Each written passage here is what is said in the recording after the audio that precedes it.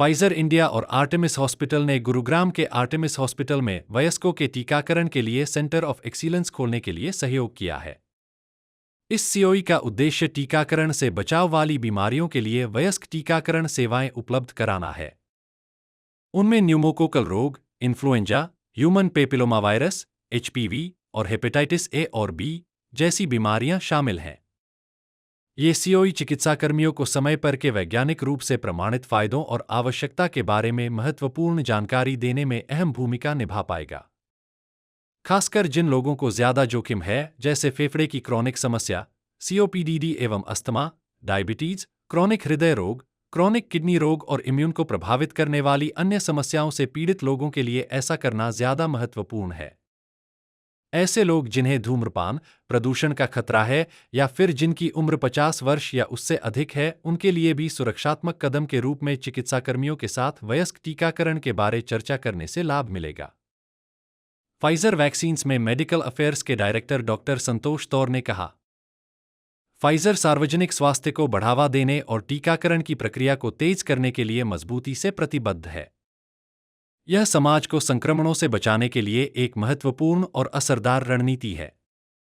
Artemis hospital के साथ हमारा गठजोड़ वयस्कों के टीकाकरण की सुलभता को बढ़ाते हुए रोकथाम वाली स्वास्थ्य रक्षा के लिए हमारे समर्पण को दोहराता है।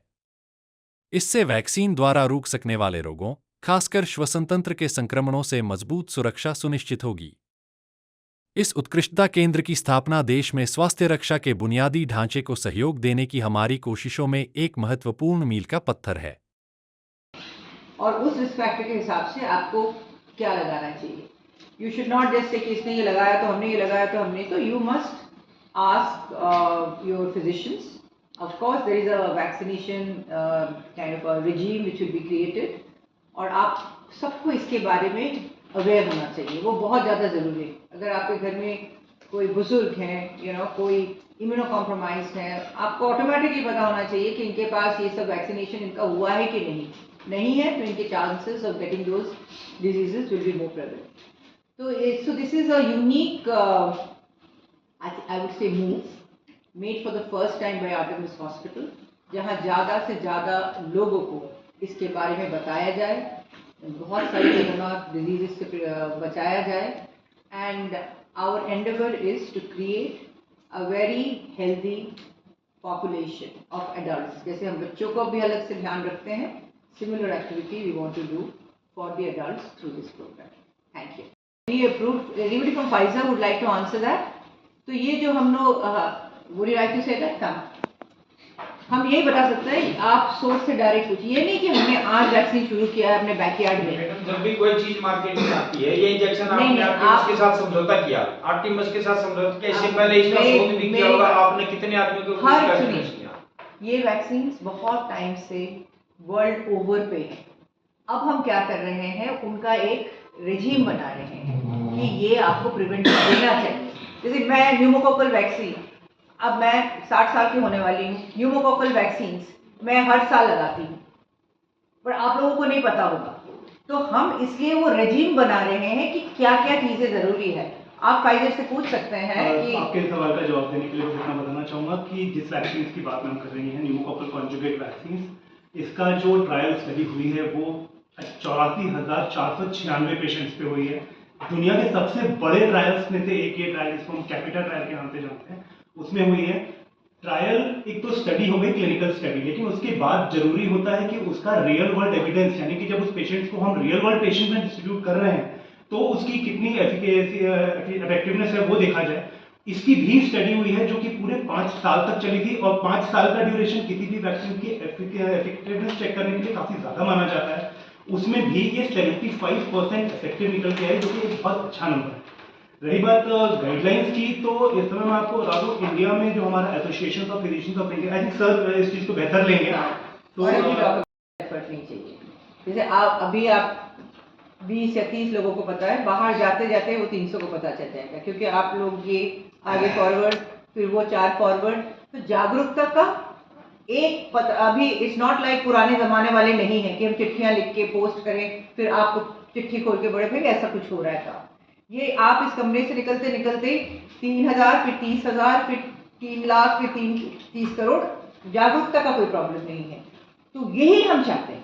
अगर जागरूकता बने तो अब आप किसी भी गांव में जाके किसी भी आपका प्राइमरी हेल्थ सेंटर या किलर है सर्वाइकल कैंसर, लोगों को या तो इसके बारे में पता नहीं है या इसका कैसे इसको करें। तो ऐसा एक वैक्सीन अगर है जो HPV वैक्सीन बता रहे हैं, ये उस एज ग्रुप यंग गर्ल्स के लिए अगर वो वैक्सीन लगाया जाए उनको आगे जाके इस कैंसर से बचा सकता है। जैसे हेपेटाइटिस का जो वैक्सीन है वो लिवर के कैंसर से, लिवर का कैंसर, ये सब बहुत खतरनाक कैंसर्स हैं।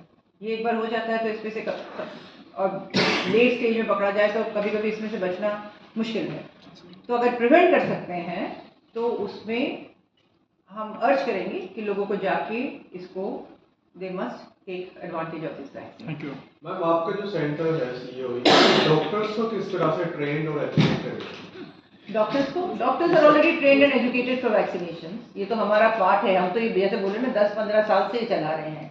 डॉक्टर्स का ट्रेनिंग है, ये पुराने वैक्सीन हैं, हमारे हर डॉक्टर्स इसको लगाते आ रहे हैं, उनकी पार्ट ऑफ द ट्रेनिंग है। उनको ऐसा कोई ऐसी चीज़ इसमें नहीं कर रहे हैं। हम फिर से दोहरा रहे हैं कि हम इसमें कोई नई चीज़ नहीं कर रहे हैं। जो वैक्सीन पुरानी चल रही थी उनको अभी हम एक एडल्ट वैक्सीनेशन प्रोग्राम के दौरान एक जगह पे ला रहे हैं ताकि लोगों की जागरूकता कि ये 20 कौन से वैक्सीन है इसके बारे में और जागरूकता बढ़े। There is nothing new which is happening कि भाई इसको हमको ऐसे डालना है, हमारे डॉक्टर्स को नहीं पता। Doctors are aware of all of this. इसलिए ये सजेशन जो था ये डॉक्टर्स से ही आया है। आज के दिन जब ये डॉक्टर्स किसी सोशल इवेंट में जाते हैं, पार्टी में जाते हैं, जी डॉक्टर साहब मेरा 45 ईयर का एज है, मुझे कोई वैक्सीन लगाना चाहिए क्या, लोग ऐसा सवाल पूछते हैं। तो ये सोच के हमने सोचा कि हम ऐसा प्रोग्राम ही क्यों नहीं बना दें, उस प्रोग्राम के अंदर वैक्सीन आ जाए, कौन कौन से एज में लगना चाहिए वो आ जाए और किस किस को लगना चाहिए वो आ जाए, ताकि लोग समझे कि अगर हमें ये डिजीज से बचना है, हमें मेनिंजाइटिस से बचना है, हमको एन्केफेलाइटिस से बचना है, ये तो जानलेवा बीमारियां हैं। तो आपको पता होता बुखार आया, बेहोशी सी हो गई, ऑल्टर्ड सेंसोरियम मेनिंजाइटिस, ICU 3 दिन में पर्सन इज ओवर। तो अगर आपको पता चले इसके लिए एक प्रिवेंटिव वैक्सीन है और मेरे किसी रिश्तेदार को ऐसा हुआ था और उसको हम बचा नहीं पाए, तो आपके लिए एक ऑप्शन है। सो हम सिर्फ जागरूकता कर रहे हैं इसके बारे में, that come and take advantage. Ma'am सबसे बड़ा क्वेश्चन है, just only one question, I have only just one question. देखो, ये पहला तो जो हम लोग आपसे बातचीत कर रहे हैं, ये इसका पर्पज़ यही है कि हम इसकी जागरूकता और आगे फैलाएं। हमारा एक छोटा सा प्रयास है। हम लोग तो इस हॉस्पिटल के में ही काम करते हैं, हम लोग पब्लिक हेल्थ वाले लोग नहीं हैं, पर हम लोग जो ये प्रयास किया है आज इसीलिए है कि ये जागरूक मीडिया के थ्रू, इलेक्ट्रॉनिक मीडिया के थ्रू, प्रिंट मीडिया के थ्रू, सोशल मीडिया के थ्रू, सबके पास गांव में भी फोन है, गांव में भी पहुंचेगी, गांव में फोन है, डिजिटल मीडिया से कहते जाएगी, सब पता चल जाता है। आजकल सोशल मीडिया से भी चीज जाती है, पर सोशल मीडिया का भरोसा नहीं होता, पर प्रिंट मीडिया, इलेक्ट्रॉनिक मीडिया लोगों में बहुत अच्छी तरह से चीजों को पहुंचा सकता है। देखिए, जैसा आपने सुना सर्वाइकल कैंसर के अगेंस्ट हमारे पास HPV वैक्सीन है, जैसा हेपेटाइटिस A-B के लिए हमारे पास वैक्सीन है जो लिवर कैंसर को प्रिवेंट करता है। बट मोस्ट वैक्सीन इन्फेक्शन के अगेंस्ट है, जैसे न्यूमोकोकल है, फ्लू है, टाइफाइड है। अब आने वाले जगह पे HIV का भी मिलने वाला है, TB का भी मिलने, सब रिसर्च में है। तो मोस्ट 90% ऑफ द वैक्सीन आपको इन्फेक्शन के अगेंस्ट है, कुछ वैक्सीन कैंसर के अगेंस्ट है। इसमें कोई लिमिट एज भी फिक्स की है कि इस एज हाँ, में वैक्सीनेशन? जैसा आप सर्वाइकल कैंसर के वैक्सीन के बारे में बात करते हैं, हम उसका रिकमेंडेशन क्लियर है, 16 to 25 के एज ग्रुप में हमें देना है, उसके बाद हम नहीं दे सकते। सो हर एज ग्रुप के लिए एक पर्टिकुलर सेट है।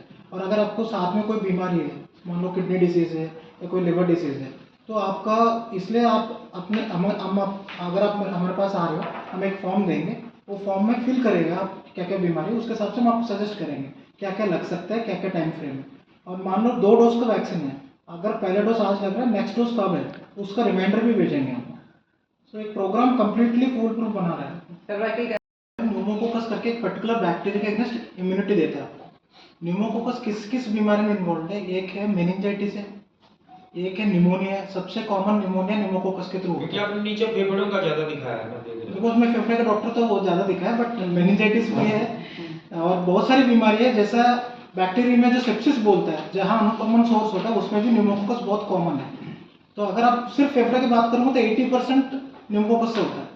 इतना कॉमन है। इवन मेनिंजाइटिस है, प्लोराइटिस है, अलग अलग जगह पे न्यूमोकस होता है, इसलिए बच्चों में अभी तक कंपलसरी था। अब एडल्ट में भी हम जिसको रिस्क फैक्टर्स है उसको भी कंपलसरी हो गया।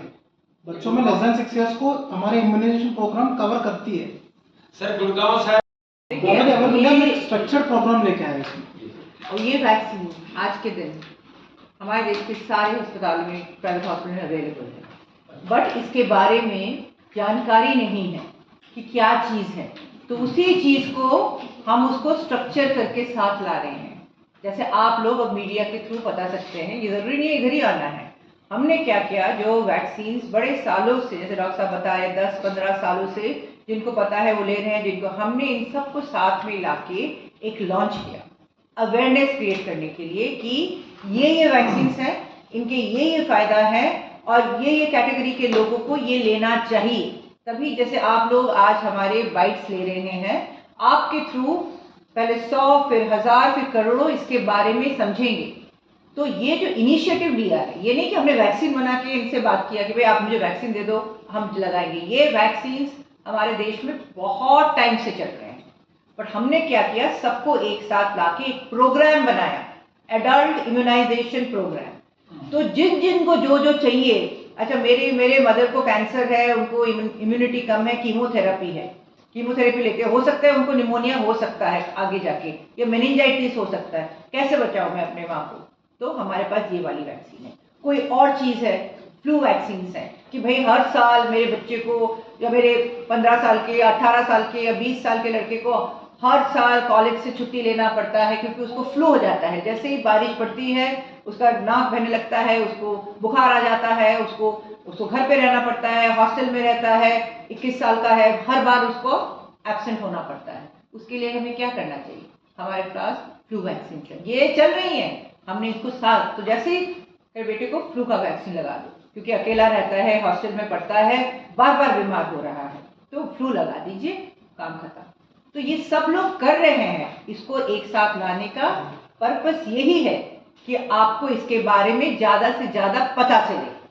Whenever a program is launched, जब भी एक प्रोग्राम लॉन्च करते हैं उसके बारे में जागरूकता पैदा होती है, और वो ही जागरूकता के लिए क्या है, आइसोलेशन में एक बहुत टाइम से चल रहा है, हमने ही लगा लिया 5-6 बारी निमोकोकल, फ्लू, शिंगल्स, कितने चीज, हम बहुत लोग जिनको इनके बारे में पता है, ये सारे डॉक्टर साहब सब लगाते हैं, बट आम जनता को कैसे पता चलेगा? उनको या कोई बताए या किसी programme, as a strong programme कि सब बोलेंगे ये एडल्ट वैक्सीनेशन क्या है, हमको तो लगता है सिर्फ बच्चों को वैक्सीन लगता था, तो फिर वो जागरूकता बढ़ेगी, फिर वो क्यूरियोसिटी बढ़ेगी, उसके बारे में पढ़ेंगे और अपने आस पास पड़ोस में घर में पता चलेगा भाई ये कैंडिडेट है, इसको तो ये लगना चाहिए हमारे। So this is only for awareness, यानी कि हमने कोई साइन करके एक वैक्सीन बना के हम सबको लगा रहे हैं, ये सारी वैक्सीन पुरानी है, एक साथ हम लाए हैं जागरूकता के लिए। मैम जैसे आर्टेमिस, अब ये प्रोग्राम हम क्या कर रहे हैं, सारी वैक्सीन जो इफेक्टिव है उसको स्ट्रीमलाइन करके जिस पॉपुलेशन को मिलना चाहिए उनको ले रहे हैं। सो अभी ऐसा नहीं है हम कोई नया वैक्सीन ट्राई कर रहे हैं, ये ऑलरेडी एग्जिस्ट है, पुराने वैक्सीन अक्रॉस द ग्लोब। आपका सवाल है जो 100 के ऊपर कंट्रीज में चल रहा है, स्पेशली कुछ अफ्रीकन कंट्रीज जो अफोर्ड नहीं कर पाते वो नहीं ले पा रहे, बट अक्रॉस द ग्लोब सारी कंट्रीज सारे